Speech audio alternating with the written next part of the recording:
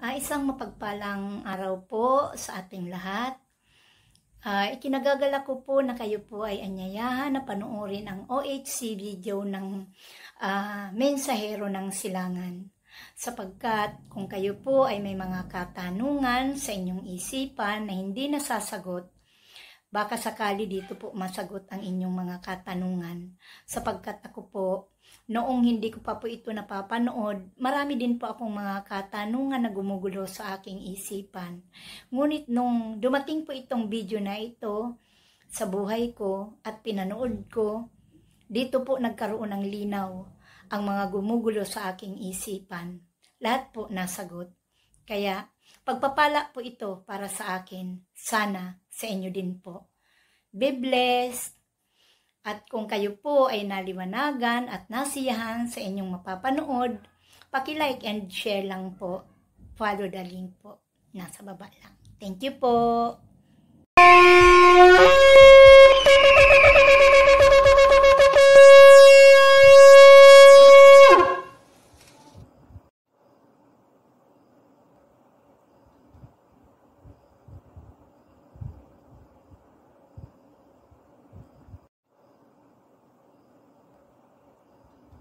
Masayang bati mga Ophirians.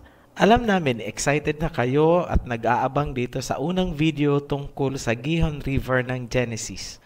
Nagpapasalamat kami dahil nandyan pa rin kayo sa kabila ng kaliwat kanang batiko sa Ophirian Heritage. Masaya kaming ibalita sa inyo na hindi lamang si Prophet Isaiah ang nagbigay ng patnubay para matukoy natin ang Rivers of Eden.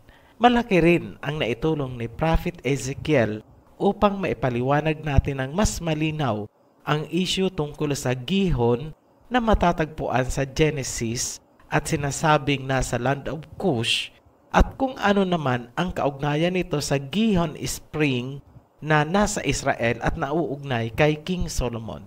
Kung ating papansinin sa mapa ng mundo, milya-milya po ang layo ng Israel sa land of Cush na nasa Africa.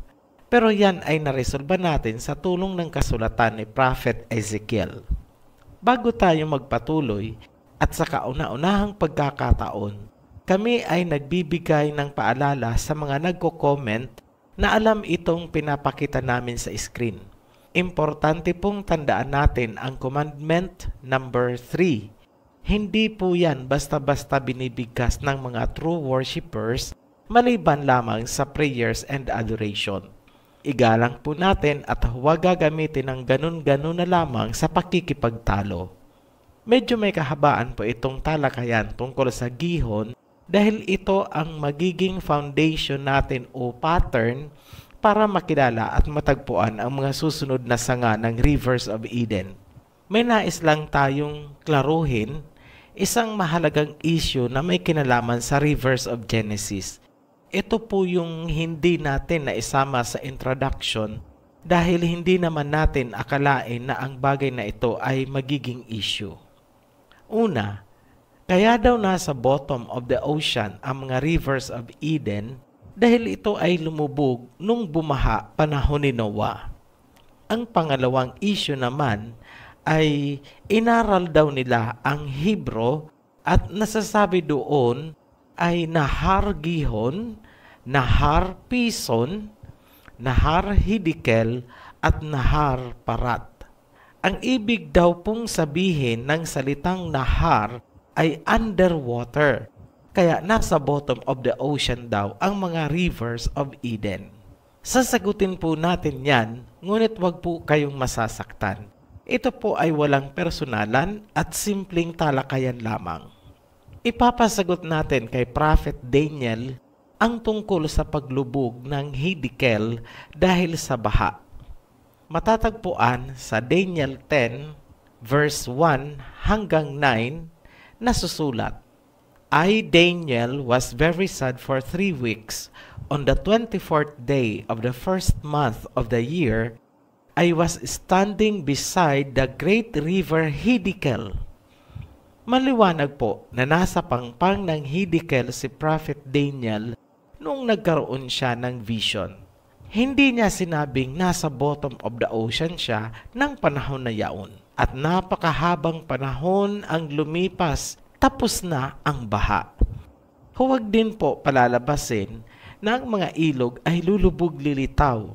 Noong panahon ng Genesis nakalitaw, at nung panahon ni Noah ito ay lumubog, at nung dumating ang panahon ni Daniel ay lumitaw ulit, at ngayon lumubog ulit kaya nasa bottom of the ocean. Ganun po ba? Malabo po yun. Dumako tayo sa nahar. Ang ibig pong sabihin ng salitang nahar ay river. Ito po, flash namin sa screen ang Hebrew lexicon, pati ang Hebrew characters ng nahar. Naka-highlight po ito ng yellow. Tingnan nyo na lang pong mabuti. Walang labis, walang kulang na ang ibig sabihin ng nahar ay river.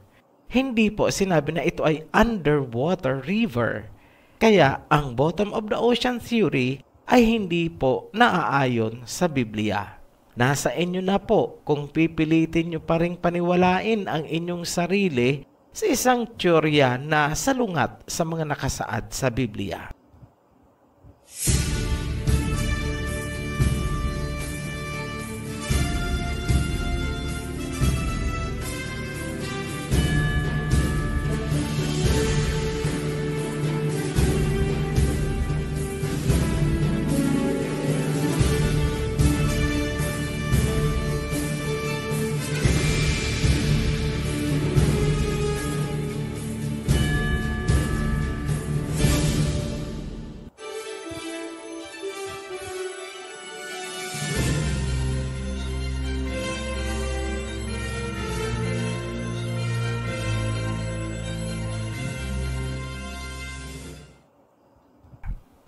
Sa pagpapatuloy, simulan natin sa meaning ng word na gihon.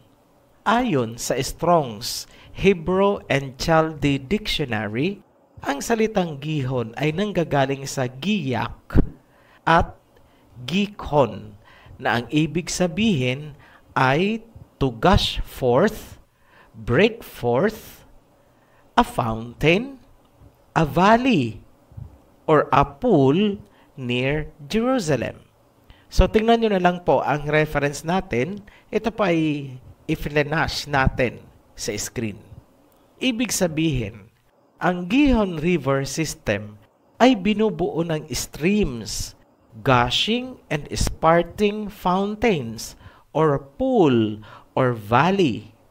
Tandaan po natin yan dahil yang mga katangiang yan ay napakahalagang hahanapin natin upang tukuyin ang Gihon River System. May 3 pong pangyayari o okasyon sa Bible na binabanggit ang Gihon. Yung una ay matatagpuan sa Genesis chapter 2, verse 10 hanggang 14. Nasusulat, "And the name of the second river is Gihon. The same is it that compasseth the whole land of Cush." Para maintindihan natin yan, una, kailangan nating alamin sino ba si Cush. Pangalawa, saan ba ang land of Cush? Ayon sa Genesis chapter 10, verse 6, si Cush ay anak ni Ham. Si Ham naman ay anak ni Noah. Ibig sabihin, ang land of Cush ay tumutukoy sa mga lupain na sinasakop ng ancient kingdom of Cush. Kapanahunan ng classical antiquity, yan ang mga taon na 8 BC to 6 AD, ang Kushite imperial capital ay matatagpuan sa Meru na umaabot hanggang 4th century AD. So yan po yung panahon ng imperyo na yan. Ang ancient kingdom of Cush ay bumagsak dahil sa internal na rebellion ng mga tao. Ang pumalit dito ay ang kingdom of Aksum or Aksumite Empire na sinasabing itinayo rin ng isang anak ni Cush panahong 100 AD hanggang 940 AD. Ang lupaing sinasakop ng Kingdom of Kush ay ang Ethiopia, samantalang ang Aksum Kingdom naman ay ang Eritrea at Tigray region ng Northern Ethiopia sa kasalukuyang panahon. Ang Kingdom of Aksum ay may sariling currency. Ito ay gold coins na ginagamit nila sa trading. So, importante pong malaman natin yan dahil sa bandang huli po, pagdating natin sa mga prophecy, may kinalaman po yung trading activity or trading engagements nitong kingdom na to. At ipapakita natin yan sa huling mga videos tungkol sa prophecies. Ayon sa Periplus of the Erythraean Sea, ang Kingdom of Aksum ay isang aktibong kaanib ng sinaunang Silk Road ng China. Ang Eritrea ang isa sa pinakasentrong kalakaran sa Africa na konektado sa Silk Road. Sa kasalukuyan, ang sinaunang Silk Road ay muling binuhay ng China sa pamamagitan ng Belt and Road Initiative kung saan ang Eritrea at Ethiopia ang nagiging isa sa pinakamalaking sentro ngayon sa Africa. Ang pangyayaring yan ay may tinupad na propesiya tungkol sa mga magaganap sa huling araw. Ayon sa librong Migration of Place Names, Africa, Libya, Ethiopia, Eritrea, and Sudan Geocurrents na sinulat ni Martin Lewis, sinabi ng historia na ito na ang malaking bahagi ng Africa ay tinawag noon na Ethiopia. Kung kaya, ang karagatan na nasa ibaba ng Africa ay tinawag na Ethiopian Sea bago ito pinangalan ng South Atlantic Ocean. Sa makatuwid, ang lupain na tinutukoy sa Genesis bilang Land of Kush ay ang mga lupaing sinasakop ng Ancient Kingdom of Kush, Kingdom of Aksum, at ang Ethiopian Empire dahil lahat yan ay nag-ugat kay Kush. Sinasakop niyan ang halos kalahati ng Africa mula sa Horn of Africa pababa. Balikan po natin ang definition at karakteristik ng gihon. Meron bang water bodies o kaya geological structure sa lupain ng Eritrea, Ethiopia, at Ethiopian Empire sa Africa na tutugma sa katangian ng gihon bilang fountains, pools, and valleys? Sa parting ito, kailangan na po nating gumamit ng simpleng geology. Sa table na inyong nakikita, inilagay natin ang mga salita sa Biblia at kung ano ang katumbas ng mga terminology na ginagamit sa modern geology. So makikita nyo po dyan, ang table ay nahahati. Yung unang column is kung ano yung mga salita sa Bible at saka sa susunod na column sa kanan is kung ano yung katumbas noon sa modern geology. So, ang sinasabi po sa Bible na fountains ay tinatawag ngayon na geysers sa geology. Ang pool naman ay tinatawag ngayon na lakes. Ang valley ay tinatawag sa geology na rift, valley o kaya depression. Tanong, meron po bang mga ganyan sa lupain ng Eritrea, Ethiopia at Southern Africa na sakop ng Ancient Ethiopian Empire? Meron po, napakarami. May mga sparkling geysers or fountains na matatagpuan sa Danakil Depression na bahagi ng Afar Depression. Ang Afar Depression ay tinatawag ding Afar Triangle sa Ethiopian Rift Valley. Ang valley na ito ay isa sa pinakamababa at pinakamainit na lugar sa mundo. Kumpleto po ang ating hinahanap na katangian ng gihon. Mayroon po dito mga fountains, lakes or pools, valley or depression. Tumutugma ba ang mga ito bilang gihon? Ang sagot po namin ay yes, tumutugma po ito at pangalawa, ang location naman ay tumutugma din sa sinasabi sa Bible. Ang pangalawang banggit ng Gihon ay matatagpuan sa Jubilees chapter 8 kung saan inilarawan na magtatagpo ang boundary ng Shem's territory at ang southern waters of Gihon. Tatalakayin natin ng mas detalyado ang tungkol sa boundaries pagdating natin sa world territories. Dahil yan po ay napakahabang talakayan at hindi natin pwedeng ihalo dito sa discussion ng ating Gihon River system. So, sapat lang po na malaman natin na ang southern waters ng Gihon ay dumudugtong or kumakabit doon sa territorial boundary ni Shem bago ito lumiko papuntang silangan. So, yan lang po muna ang tatandaan natin. Ang pangatlong banggit ng Gihon ay yung may kaugnayan kay King Solomon. Matatagpuan sa 1 Kings chapter 1 verse 38 at nasusulat doon, So Zadok the priest, Nathan the prophet, and Benaiah the son of Jehoiada, and the Cherethites and the Pelethites went down and had Solomon ride on King David's mule and brought him to Gihon. Pareho lang po ito doon sa nakasulat sa Chronicles. Iisang event lang po o iisang pangyayari lang ang tinutukoy ng dalawang talata na yan. Ang kaganapang ito ay dokumentado din ni Josephus Flavius sa kanyang librong Antiquities of the Jews, kung saan ang Gihon ay tinawag niya ring fountain at kanyang inilarawan na ito daw ay matatagpuan sa labas ng Jerusalem. Ang tinutukoy po dito na Jerusalem ay yung Old Jerusalem, hindi po itong bagong Jerusalem. So, historically at geologically, ang tinutukoy na Gihon sa Israel ay ang Gihon Spring na pinangalanan ngayon na Fountain of the Virgin. Ang Gihon Spring na ito ay ginawa ng 3 tunnel kung saan kasama na dyan ang Hezekiah Tunnel na sinasabi din sa 2 Chronicles chapter 32 verse 30.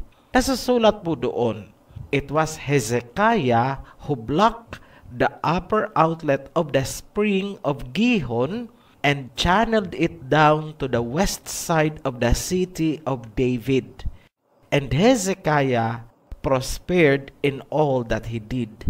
Ibig sabihin, naging successful yung effort ni Hezekiah na ang tubig ay padaluyin papasok doon sa Jerusalem. Ayon naman kay Josephus Flavius sa librong Antiquities of the Jews, ang Gihon Spring daw ang pinagkukunan ng tubig ng Old Jerusalem at dito rin na-anoint si King Solomon bilang hari ng Israel. May isa pang libro tungkol sa Gihon Spring. Ang pamagat nito ay Jerusalem, History, Archaeology, and Apologetics, kung saan sa page 48, ang Gihon Spring ay matatagpuan daw sa labas din ng Old City. So, pare-pareho po yung sinasabi pati yung kay Josephus Flavius. Ito ay matatagpuan sa labas ng Old City ng Jerusalem, sa silangang bahagi ng Kidron Valley. At itong Kidron Valley daw ay may habang 20 miles and falls 4,000 feet pababa papunta sa Dead Sea. So, importante po ito. Itong description na ito na sinabi ng libro na ito na ang Gihon Spring ay matatagpuan sa Kidron Valley, kung saan ang valley na ito daw ay pabulusok o pababa 4,000 feet diretso papunta sa Dead Sea. So, tandaan po natin ang karakteristik na yan dahil meron po tayong ilalabas na isang material na ganyan din po ang sinasabi. In relation to Dead Sea din ang reference niya. Ano ang mahalagang impormasyon na dapat nating pakakatandaan tungkol dito sa Gihon Spring na nasa Israel? Unang-una, yung location. Ito ay matatagpuan sa isang valley na pabulusok papuntang Dead Sea. Yan po ang number 1 na huwag po nating kalilimutan. Number 2, ito daw ay nasa loob ng kuweba at ang paglabas ng tubig ay pabulwak-bulwak. Sa English, ito ay gushing or spurting. So, napaka-importante po niyan dahil yan po ay namumukod tanging katangian ng Gihon River System. So, ano po yung pangatlo? Ang daloy ng tubig ay intermittent. Ibig pong sabihin, hindi po kasi natin makuha kung ano yung eksaktong Tagalog ng salitang intermittent. So, parang ganito po yan. Ang daloy ng tubig ay hindi tuloy-tuloy. Ibig sabihin, paputol-putol. Sa isang araw, 3 hanggang 5 beses lang lumalabas ang tubig kapag winter. 2 beses lang daw kung summer at 1 beses lang kung autumn.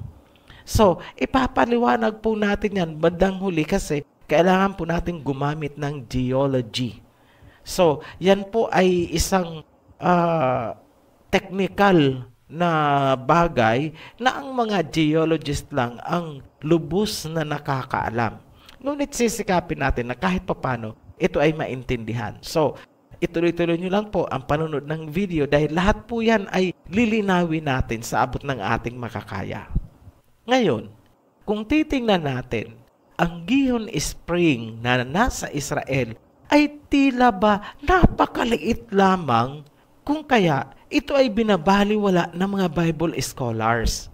Hindi daw ito ang Gihon ng Genesis dahil ito daw ay isang maliit na spring lamang at hindi maituturing na river. So yan po ang kanilang argumento. Kaya ito ay dinidisqualify nila itong Gihon Spring ng Israel. Hindi daw ito ang Gihon River na sinasabi sa Genesis. So, yan po ang argumento. Pero yan ay lilinawin natin mamaya. Saan po sila nagkakamali ng ganyang palagay? Ano ang pagkakamali nila? So, ito po, dito sila nagkamali.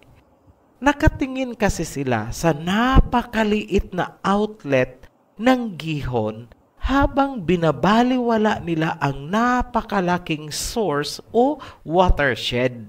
Sana po napanood ninyo yung introduction video natin. Dahil doon po natin ipinakita yung 3 parte o 3 bahagi ng isang river system. So kung naaalala ninyo, meron tayong source. Pagkatapos ng source, meron tayong mga channels o padaluyan ng tubig. At ang pangatlo is ito na po yung drainage. So dito po siguro sa drainage nabibilang yung Gihon Spring dahil ito po ay maliit na discharge lamang ng tubig galing sa main body of Gihon. Yan ay ipapakita po natin a little later. Ngayon, para madali nating ma-imagine yung sinasabi namin, yung punto namin, ikumpara po natin sa water supply ng inyong bahay. Ang Gihon Spring sa Israel ay maikukumpara natin sa isang gripo lamang o isang faucet o isang outlet sa loob ng inyong bahay. Kaya siya ay tinawag na spring. Ngunit, kung iyong susundan ang pinanggagalingan ng tubig, makikita mo na ito ay nagmumula sa isang napakalaking tubo na nasa kalsada. Nakakonekta naman yan sa central reservoir. So ganyan po ang sitwasyon ng Gihon Spring sa Israel. Ito ay isang maliit na outlet lamang, ngunit kung susundan mo ang kanyang koneksyon, makikita mo na ito ay nakakabit o nakadugtong sa isang mas malaking water channel. Paano natin yan nasabi? Unang-una, ang Gihon Spring sa Israel ay may katangian na tinatawag sa geology na siphon. Pag sinabi po nating siphon sa layman, napakaalam natin, yung tubig ay hinihigop dahil sa pagbaba naman ng tubig doon sa mas mababang bahagi ng siphon. Ang intermittent na daloy ng tubig ay nagpapatunay na may koneksyon ang spring na yan sa mas malaking water network na nasa ilalim ng lupa or subterranean. So kung pansinin po natin, di ba sabi natin, pabulwak-bulwak. Ibig pong sabihin yan, kaya yan bumubulwak dahil may pressure. Malakas po ang pressure sa ilalim. Dahil kung wala pong pressure, hindi po yan bubulwak. Hindi makakaproduce ng fountain. So, yan po ay simpleng pag-iisip. Ngayon, kailangan din nating pansinin na ang gihon na matatagpuan sa Ethiopia ay may ganyang katangian din. Sumisirit din po ito or gushing. Ito po ay mailalarawan din na fountain. Kaparehong-kapareho lang po ng nasa Israel. Pabulwak-bulwak din ang paglabas ng tubig. Ibig sabihin, ang gihon sa Ethiopia ay konektado din sa isang malaking water network sa ilalim ng lupa o subterranean. Kagaya din lang ito ng makikita natin sa Israel kahit sila ay napakalayo ng distansya. Pareho lang ang nangyayari sa kanila. Tanong, posible kaya na konektado ang Gihon Spring ng Israel sa gihon naman na nasa Land of Cush sa Africa? Tandaan natin na milya-milya ang layo ng dalawang yan. Sunod na tanong, kung hindi man sila konektado, ibig sabihin, kung hindi konektado itong Gihon Spring ng Israel sa gihon ng Africa, ibig bang sabihin na dalawa ang gihon na sinasabi sa Biblia? Iba yung kay King Solomon sa Israel at iba naman yung sinasabi sa Genesis? Ang mga tanong na yan ang naging isa sa napakalaking balakid sa amin. Ngunit, tayo ay lubos na nagpapasalamat kay Prophet Ezekiel dahil kanyang ibinigay ang kasagutan na sinusuportahan naman ng makabagong sensya ng geology. At yan po ang aabangan natin sa susunod na video. Huwag pong kalilimutan na mag-subscribe, like, and share kung inyo pong nagustuhan ang ating mga pagtatalakay. Maraming salamat po. See you again, Ophirians.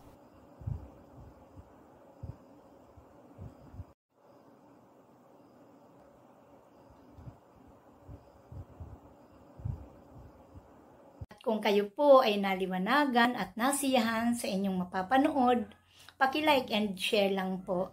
Follow the link po. Nasa baba lang. Thank you po.